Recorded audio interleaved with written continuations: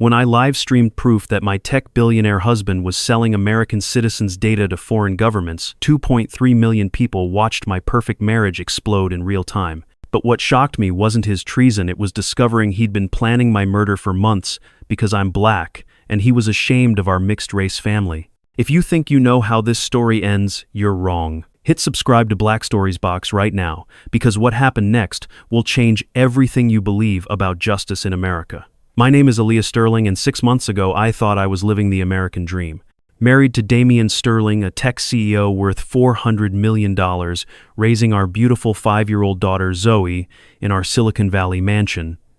Everyone saw us as the perfect power couple. I was the brilliant black attorney who'd climbed from nothing. He was the white tech visionary changing the world. But dreams built on lies have a way of becoming nightmares when you start paying attention to the details. It began with small things that didn't add up.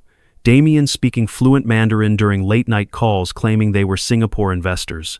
But I'd worked international cases for years. I knew Beijing accents from Southeast Asian dialects. Then came the locked doors, encrypted phones appearing everywhere, the way he'd snap his laptop shut whenever I walked into his home office. After 10 years of marriage, sudden secrecy felt like betrayal cutting through my chest like a blade. Growing up in Detroit's projects taught me to notice when people changed their patterns, and every survival instinct I possessed was screaming imminent danger. The first real warning came on a Tuesday night in February when everything changed forever. Damien was on another mysterious call, speaking that careful Mandarin with increasing urgency and precision. I crept down our cold marble hallway barefoot, my heart pounding so hard I was sure he'd hear it through the heavy oak door.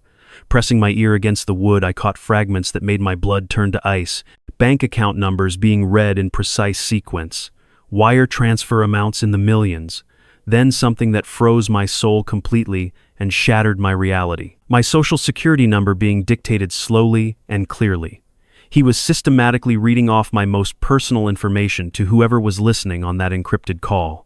When I heard him discussing Zoe's exact school schedule, her teacher's name, and even my mother's current medical treatments, I nearly collapsed right there in that hallway, my knees giving way beneath me. That night, I stared at our bedroom ceiling while Damien slept peacefully beside me, his muscular arm draped across my waist, exactly like it had been for 10 years of marriage.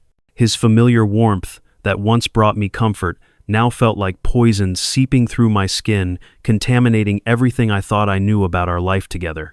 My mind raced through endless possibilities, each more terrifying than the last. Identity theft seemed too simple. Insurance fraud made no logical sense. We had generational wealth sitting in multiple accounts. Why would he possibly need my personal information? Why was he sharing our innocent child's most vulnerable details with complete strangers, speaking a foreign language? I remembered my grandmother's prophetic words when I first brought Damien home to meet our family 5 years ago. "Baby girl," she'd whispered, urgently pulling me aside in her tiny kitchen. The prettiest smiles sometimes hide the ugliest hearts beating underneath. The next morning required every ounce of my legal training and acting ability. Damien kissed me goodbye at our front door with the exact same tenderness he'd shown for 10 beautiful years. "Have an amazing day, gorgeous," he said warmly, those piercing blue eyes crinkling at the corners the way they always did when he smiled at me.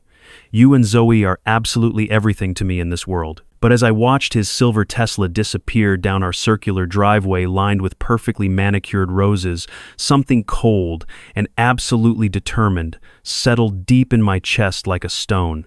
I was going to find out exactly what my husband was hiding from me, even if discovering the truth destroyed everything I thought we'd built together as a family. While Damien was at his corporate headquarters, supposedly running board meetings, I methodically searched his locked home office with the precise attention to detail that law school had drilled into my DNA. At first, everything appeared completely normal and legitimate. Standard business contracts with major tech companies, glossy investor presentations full of revolutionary AI, promises, the usual mountains of paperwork that came with running a successful Silicon Valley empire worth hundreds of millions. But then I discovered something hidden behind his wall of awards, and our family photos that made my hands shake so violently I nearly dropped it. A tiny professional camera, barely larger than a quarter, pointed directly at our family seating area where we spent our most intimate moments together.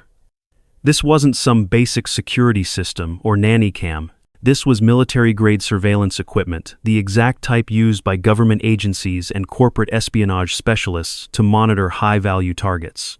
The camera's encrypted memory card contained months of detailed footage that violated every boundary of trust and love. I watched myself reading bedtime stories to Zoe, completely unaware I was being systematically monitored and recorded in my own home by my own husband. I saw Damien reviewing these intimate recordings later during his supposed work sessions, fast-forwarding through our tender family moments like they were raw data to be coldly analyzed, rather than precious memories to be treasured forever. The sense of violation cut deeper than any physical assault could have. This wasn't normal marital problems or simple trust issues between spouses. This was calculated, systematic surveillance of his own wife, an innocent child, by someone who had sworn to love, honor, and protect us above all else in this world.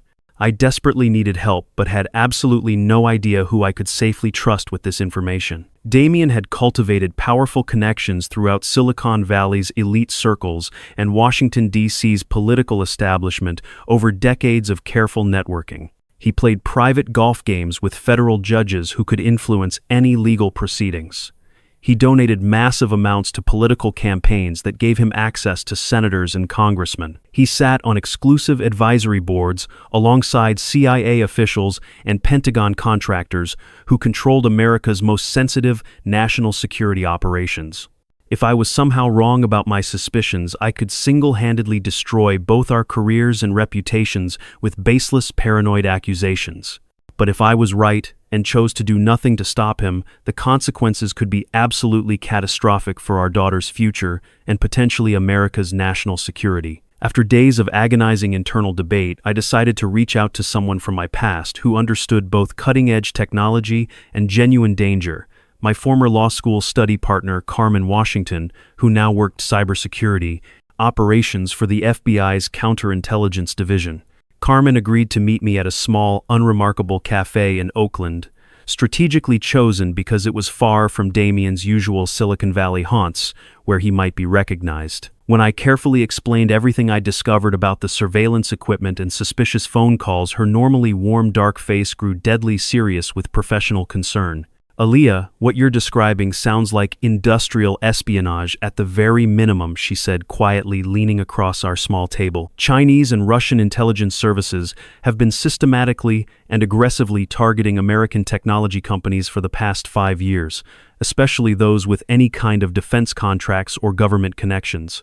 Tell me honestly, does Neuraltech Industries have any federal or military relationships?" My stomach dropped like a stone as I realized the potentially devastating answer to her crucial question. Damien's company had recently secured a massive $200 million contract with the Pentagon to develop advanced AI surveillance systems specifically for homeland security applications protecting American soil.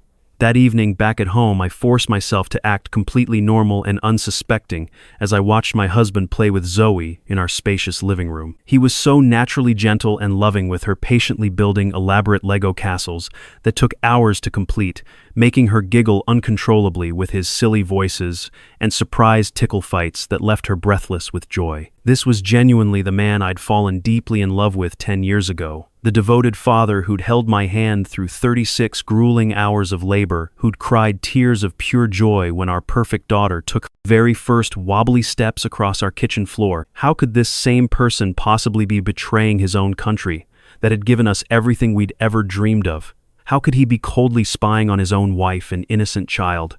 I felt like I was slowly losing my sanity, trapped between overwhelming physical evidence and a decade of shared love, laughter, and beautiful memories that felt absolutely real. Carmen had discreetly provided me with a sophisticated recording device, cleverly disguised as an ordinary phone charger that no one would ever suspect. If you're truly committed to gathering evidence against your husband, you absolutely need concrete proof that will hold up in federal court under intense scrutiny. She'd warned me with grave seriousness during our clandestine meeting, but Aaliyah, please be extremely careful about this dangerous path you're choosing. If Damien is genuinely involved with foreign intelligence operations targeting America, you and Zoe could both be in very real physical danger that extends far beyond your marriage. With trembling hands, I plugged the innocent-looking device into a wall outlet near Damien's mahogany desk and waited with growing anxiety that consumed my every waking moment. For 3 absolutely agonizing days, nothing significant happened that I could detect. Then on Friday night at exactly 11:30, my entire carefully constructed world exploded into a million pieces. Damien received an urgent call that made him slip quietly out of our warm bed and pad downstairs to his locked office. Through the baby monitor we'd kept in Zoe's adjacent bedroom since she was born, I could hear his voice with perfect clarity as he spoke in rapid, fluent Mandarin that sounded nothing like the casual business negotiations he always claimed they were. My extensive legal training kicked into high gear as I listened to him systematically describing America's most classified military AI capabilities in technical detail, providing precise specifications that could only have come directly from top-secret Pentagon briefings that required the highest levels of security clearance. For 25 horrifying minutes, I lay completely frozen in our king-sized bed, while my husband committed deliberate treason against the country that had provided us with every blessing in our lives. But the conversation that followed shattered my heart and soul into pieces I wasn't sure could ever be repaired. Damien switched to crisp English, and I heard a coldness in his familiar voice that I'd never experienced in 10 years of intimate marriage. The wife situation is rapidly becoming problematic and potentially dangerous to our operations, he said with clinical emotionless detachment that chilled me to my core. She's been asking increasingly specific questions about my work accessing my personal computer systems when I'm away from home. I've been systematically monitoring all her activities through our comprehensive home surveillance network. There was a pause that felt like an eternity of suspended time. She's African American, which makes her naturally paranoid and suspicious of government surveillance programs. It's a completely predictable behavioral pattern based on deep historical racial trauma that's embedded in her cultural DNA. I bit down hard on our silk pillowcase to keep from screaming out loud and revealing my position. 10 years of what I thought was genuine marriage, and this was how he truly saw me in his mind. Not as his brilliant attorney wife who'd graduated summa cum laude from Harvard Law School, not as the devoted mother of his beloved child who'd sacrificed her own career ambitions to support his dreams, but as nothing more than a racial stereotype whose behavior could be easily predicted, manipulated, and controlled based on the color of my skin. The man I'd shared my body with, my deepest dreams, with my entire future with, had reduced me to nothing more than a fascinating case study in racial psychology. But somehow, the absolute worst revelation was still coming that would destroy everything I thought I knew about love. The elimination timeline we previously discussed needs to be significantly accelerated, Damien continued with terrifying calm that made my blood turn to ice water. I'm thinking a carefully staged car accident on that dangerous curve of Highway 101, timed perfectly during her predictable Saturday morning grocery shopping routine. The location we've scouted extensively has perfect sightlines and strategically minimal traffic surveillance cameras. I stopped breathing entirely, my lungs refusing to function. My husband was casually planning my systematic murder like it was just another routine business meeting agenda item to be efficiently checked off his list. "And what about the child asset?" asked a voice on the other end of the encrypted call. "Mixed-race children are extremely valuable long-term operational assets," Damien replied without even a moment's hesitation or human emotion. "Zoe can be tremendously useful for future intelligence operations once she's been properly trained and programmed, and her mother's inconvenient influence has been permanently eliminated from the equation." I honestly don't remember how I managed to survive the rest of that nightmarish evening. Damien returned to our bedroom around midnight, wrapping his strong arms around me from behind, exactly like he had thousands of times before throughout our decade together. His familiar masculine embrace, that had once made me feel safe and cherished, now felt like a death sentence pressing against my trembling body. Every few minutes he'd murmur sweet, loving words in his sleep that had once filled me with joy. "Love you so much, baby," he whispered tenderly against my neck. "My beautiful girls mean absolutely everything to me in this world." Those gentle lies felt like the most terrifying lullaby I'd ever heard echoing through our bedroom that no longer felt like home. The next morning required the greatest acting performance of my entire lifetime. I made breakfast for my unsuspecting family, kissed Damien goodbye at our front door, with a smile played innocent games with Zoe in our garden while fighting back tears. But inside my chest I was drowning in horror and rage, unlike anything I'd ever experienced in 35 years of life. This man had systematically stolen 10 precious years of my life through elaborate, calculated deception. He'd cynically used our marriage to create the perfect cover for his extensive espionage activities, while secretly serving foreign masters whose ultimate goal was to destroy America from within. Even worse than his betrayal of our country, he'd created an innocent child with me that he saw as nothing more than a future intelligence weapon to be carefully molded, trained, and controlled for his evil purposes. I called in sick to my prestigious law firm and spent the entire day methodically copying all of Damien's encrypted files, photographing thousands of classified documents, and downloading every piece of surveillance footage I managed to capture. Carmen met me that afternoon at a secure FBI field office, her expression growing more grave and concerned as she carefully reviewed the absolutely overwhelming evidence I'd gathered. "Aaliyah, this is potentially the biggest counterintelligence case we've seen in decades," she said quietly, shaking her head in disbelief. "We're looking at multiple counts of treason, espionage, conspiracy to commit murder, and violations of numerous federal statutes that could result in life imprisonment or even the death penalty. But you need to understand something absolutely crucial before we proceed.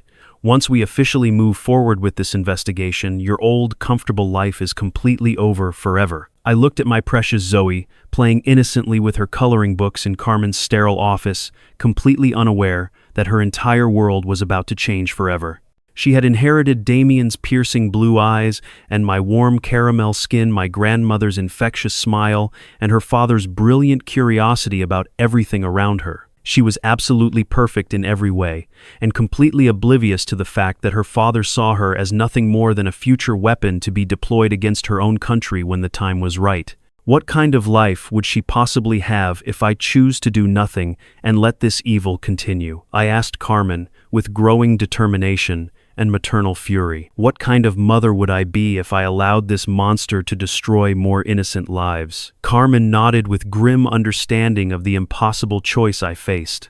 "Then we need to be extremely careful and strategic about how we bring him down without getting you both killed in the process." The FBI's plan was elegant in its simplicity, but absolutely terrifying in its complexity and potential for disaster. I would continue acting like a completely normal, loving, unsuspecting wife, while wearing sophisticated recording equipment to capture Damien's ongoing treasonous activities on American soil with federal agents listening. They needed him to repeat his crimes with law enforcement officials monitoring in real time to ensure airtight prosecutions that couldn't be challenged in court. Carmen arranged for completely invisible surveillance of our house and family, but her team had to remain totally undetected by Damien's extensive security systems. If he suspected anything was wrong or out of place, he might immediately execute his plan to kill me and disappear with Zoe to a country without extradition treaties where they'd never be found. For 2 of the longest weeks of my life, I lived as an undercover federal agent in my own marriage and home. Every kiss felt like betrayal, burning my lips. Every family dinner was an elaborate performance worthy of an Academy Award for Best Actress.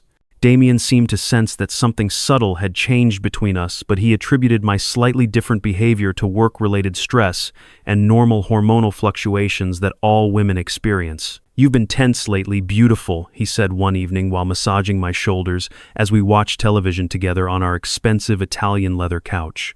"Maybe we should take a relaxing vacation somewhere tropical and remote. Just the 3 of us, completely off the grid where no one can bother us." His seemingly innocent suggestion sent chills down my spine like ice water. A remote location would be absolutely perfect for making me disappear permanently without any witnesses. The breakthrough that changed everything came on a Wednesday night, when Damien received an emergency call from his foreign handlers that would seal his fate forever. The FBI surveillance team was recording everything with crystal clarity as he provided detailed technical schematics of America's most advanced missile defense systems in both fluent Mandarin and English to his overseas contacts. But this time he added something that made my blood turn to absolute ice water in my veins. "The domestic situation has become critically unstable and dangerous to our entire operation," he said with cold professionalism that terrified me. "My wife successfully accessed several encrypted files on my personal computer system yesterday afternoon. I believe she may have discovered classified materials that could compromise everything we've built. We need to execute the permanent contingency plan within the next 48 hours maximum." I was standing in our kitchen washing dishes while wearing the FBI recording device when I heard him schedule my assassination for the following Friday morning with the efficiency of planning a business meeting. A carefully staged car accident on a particularly dangerous curve of Highway 101, timed with mathematical precision to coincide with my completely predictable grocery shopping routine that I'd maintained for years. They'd already identified and thoroughly scouted the optimal crash site, a treacherous section of mountain road, known for multiple fatal accidents, where physical evidence would be easily destroyed by fire or explosion. And what about the valuable asset the voice on the encrypted phone inquired about our daughter? The child will experience temporary psychological trauma, but will remain highly valuable for future operations. Damien replied without displaying any human emotion whatsoever. A mixed-race orphan with a tragic family backstory provides absolutely excellent cover for long-term infiltration operations that could take decades to fully mature. That's when something fundamental and irreversible broke deep inside my soul. I wasn't just angry anymore, I was filled with a righteous rage that felt ancestral and powerful, connected to every black woman who'd ever been betrayed, used, and callously discarded by systems specifically designed to destroy her spirit. My great-grandmother had survived slavery and Reconstruction. My grandmother had endured Jim Crow segregation and lynchings. My mother had fought courageously through the civil rights movement, and I'd climbed every ladder American society offered to prove our worth and intelligence. Yet here I was marked for death by my own husband simply because I'd become inconvenient to his treasonous activities, reduced to nothing more than a racial stereotype in his twisted evil mind. Carmen and her FBI counterintelligence team moved with military precision and overwhelming force. They arrested Damien at his corporate headquarters the following morning, simultaneously raiding Neuraltech Industries with dozens of agents and freezing all his domestic and international financial assets. I was at home with Zoe when breaking news alerts started flooding my phone with notifications. Tech CEO arrested for espionage, the headlines screamed across every major news network. Silicon Valley spy ring exposed in massive federal raids. Damien looked genuinely shocked and betrayed, as handcuffs clicked around his wrists like he couldn't comprehend how his absolutely perfect plan had been discovered and completely dismantled by the wife he'd planned to murder. The media explosion was immediate and absolutely brutal in its intensity. Every single detail of our marriage was systematically dissected by television talking heads. Every photograph analyzed for signs that observant people should have noticed if they'd been paying attention. Reporters camped outside our house with cameras and microphones, desperate for exclusive quotes about the black attorney who heroically exposed her treasonous white husband's extensive espionage network. The racial dynamics dominated every story, turning our most private family nightmare into a public spectacle about interracial relationships, national security, and whether genuine love could possibly survive ultimate betrayal. I felt completely exposed and vulnerable, like my most intimate moments were being judged and criticized by millions of strangers who thought they understood our situation. The absolute worst part of this nightmare was trying to explain everything to Zoe in terms a 5-year-old could possibly understand and process. How do you tell an innocent child that daddy isn't ever coming home again? How do you explain that the man who read her favorite bedtime stories every single night was secretly planning to make mommy disappear forever? I kept my explanations simple, honest, and age-appropriate, telling her that daddy had made very serious bad choices that hurt many people and had to go away for a very long time as natural consequences of his actions. She cried for days, asking repeatedly when he was coming back home, unable to understand why our happy family had suddenly shattered into a million irreparable pieces. The federal trial lasted 8 grueling months and dominated national headlines every single day.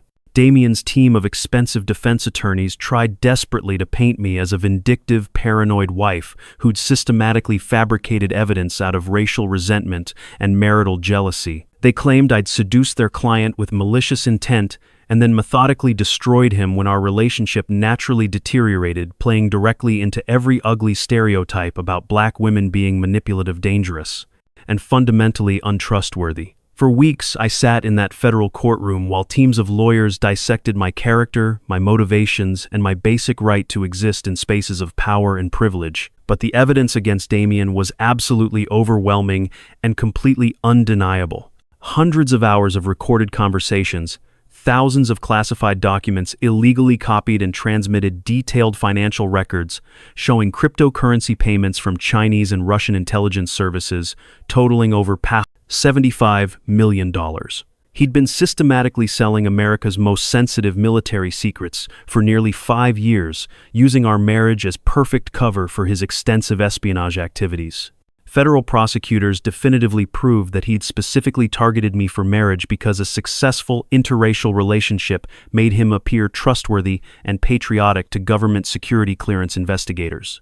The most devastating testimony came directly from Damien himself during intensive cross-examination. Under relentless questioning from federal prosecutors, his carefully constructed mask finally slipped completely away. When asked directly why he'd chosen to marry me, he replied with chilling clinical honesty. Aaliyah was the optimal strategic asset. Beautiful, accomplished African American with an inspiring personal background of overcoming poverty.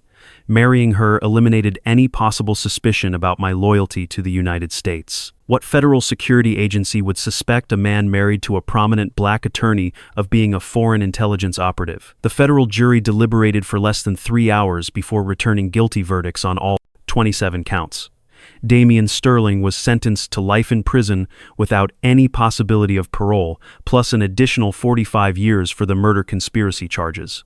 As federal marshals led him away in shackles, he looked directly at me one final time. His blue eyes were completely cold and empty, showing no trace of the warmth and love I'd once found there. His lips moved silently, and I could clearly read his final message. You'll never be truly safe. Today, Zoe is 6 years old and thriving. She's confident, curious, and learning Spanish because she wants to, not because someone is programming her. When people ask about her father, she says simply, "He made bad choices, but I'm going to make good ones." So let me ask you something. Do you think I went too far destroying my husband's life, or should I have acted sooner? Have you ever had to choose between loyalty and protecting your children? Share your thoughts below and subscribe to Black Stories Box if this resonated with you. Sometimes the most important stories are the ones we're afraid to tell.